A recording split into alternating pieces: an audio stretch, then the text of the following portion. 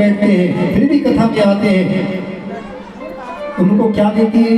उनकी तो कोई कामना नहीं है, तो उनको क्या देती है? बोले बुद्ध विश्राम सकल जनरंजनी, उनको परम विश्राम प्रदान कराती है।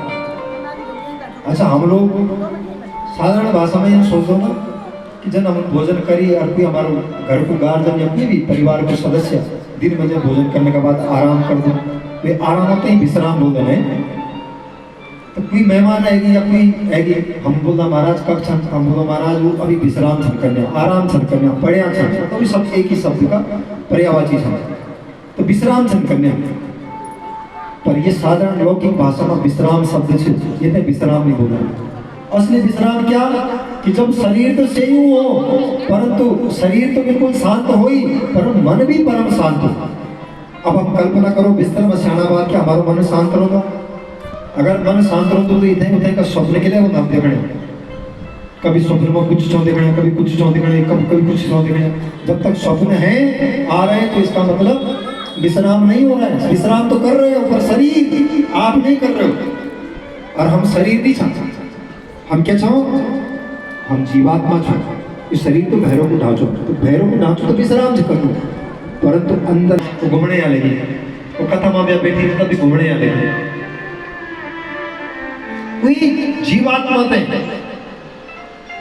वो जो अंदर का जो तत्व दूसरे क्षेत्र पर जो है प्रयागराज में बंद हो गया, उसको जानने के लिए कथा में आया जाता है। ये मेरा छोटा सा फॉलोअर है, बार बार मेरी वीडियो देख रहा है भाई। यही दर्पण है। तो शंकर जी भगवान की सूक्ष्म दृष्टि से वर्णन कर दें कि अगर मैं भगवान का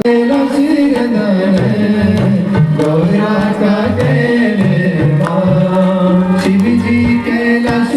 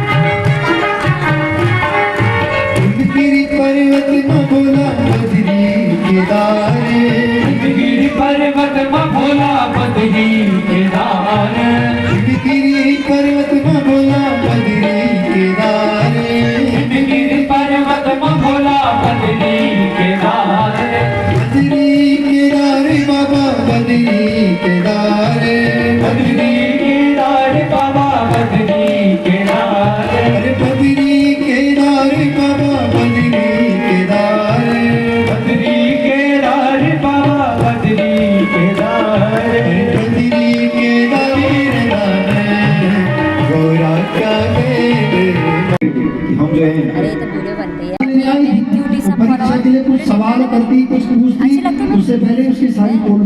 कौन कौन सी वीडियो देखी? अब क्या करता माता जो है दुखी हो गई परेशान हो गई भगवान को प्रणाम करा कुछ वही वाले। भगवान जी की स्तुति करी और उसके बाद जब लौट के आई तो अब डरने लग गई। इसलिए शंकर जी के सामने क्या मुख लेकर के जाऊंगी? क्यों? क्योंकि पति से झूठ बोला है। तो पति ने समझाया फिर भी समझे। अच्छा कई व्यक्ति जब हमने बार बार समझाऊंगा ना तू भी देखती है? तो हमारी समझ में फिर भी नहीं उधर फिर जब हम ये काम कर दो आया तो